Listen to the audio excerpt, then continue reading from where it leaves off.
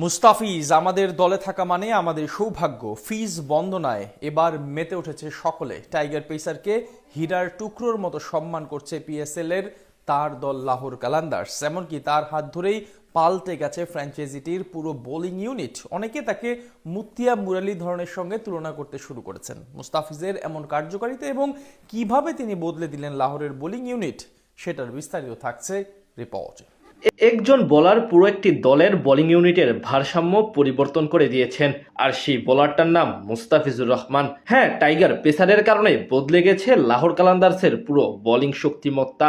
এমন একজন পেসার যে কোনো দলে থাকা মানেই তো তাদের জন্য সৌভাগ্য, যেটা অকপটে স্বীকার করে নিলেন লাহোরের সবচেয়ে পুরনো সদস্য হারিস রৌফ। পাওয়ার প্লেতে নতুন বলে, মিডল ওভারে রানের চাপ কমাতে কিংবা ডেথ ওভারে উইকেট তুলতে এবং ডট দিতে সব দিক থেকে সমান পারদর্শী মুস্তাফিজুর রহমান এবার পিএসএল এ সেটারই প্রমাণ দিয়েছেন নিজের প্রথম ম্যাচে।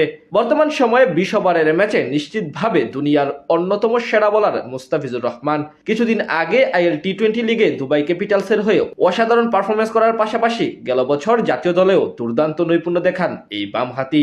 বিশেষ করে তার ব্যাক অফ লেন্থের স্লোয়ার, কাটার এবং 100 থেকে 120 কিলোমিটার বেগের টার্ন করা ডেলিভারিগুলো যে কোনো ব্যাটারের জন্য এক প্রকার ধাঁধার মতো। আর এই হাতিয়ারগুলো ব্যবহার করেই তিনি বদলে দিয়েছেন লাহোরের বোলিং ইউনিটের শক্তিমত্তা।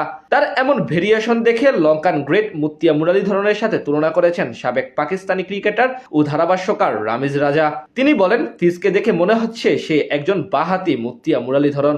আইপিএল থেকে বাদ পড়ার দিন দুয়েক পরেই তাকে দলে নেয় লাহোর কালান্দার্স ফ্র্যাঞ্চাইজি, যদিও প্রকাশ করে অনেকদিন পর। নিলামের আগে প্রায় 6.5 কোটি পাকিস্তানি রুপিতে তার সাথে চুক্তিবদ্ধ করে পিএসএল এর বর্তমান চ্যাম্পিয়নরা।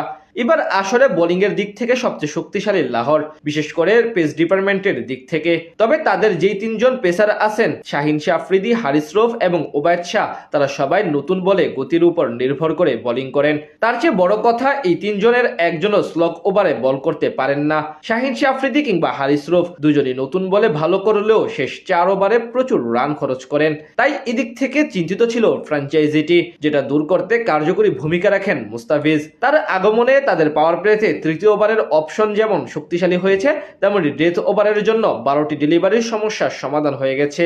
এই যেমন সর্বশেষ ম্যাচে হায়দ্রাবাদ কিংসম্যানের বিপক্ষে 18 এবং 20তম ওভার মিলিয়ে মুস্তাফিজ খরচ করেছেন কেবল 10 রান, আর প্রথম 2 ওভারে দিয়েছেন মাত্র 9 রান। যখন দল চাপে পড়ে তখনই তার হাতে বল তুলে দিয়ে নির্ভর থাকতে পারেন অধিনায়ক। ঠিক এই কারণে এখন অনেকটা চাপমুক্ত আক্রমণ ভাগে পরিণত হয়েছে লাহোরের বোলিং ইউনিট। বলা চলে এক ফিজের কারণে তাদের সব পরিকল্পনা সঠিকভাবে আগাচ্ছে। প্রথম ম্যাচে জয়ের পেছনেও অসাধারণ অবদান ছিল টাইগার কাটার মাস্টারের। ঠিক এভাবেই ফ্র্যাঞ্চাইজিটির পুরো বোলিং ডিপার্টমেন্টের শক্তিমত্তা বাড়িয়ে দিয়েছেন দ্য ফিজ, যার কারণে তাকে রীতিমতো হীরার টুকরোর মতো সমীহ করতে শুরু করেছে লাহোর কালান্দার্সের ক্রিকেটার, কোচিং স্টাফ থেকে শুরু করে সাধারণ দর্শকরাও।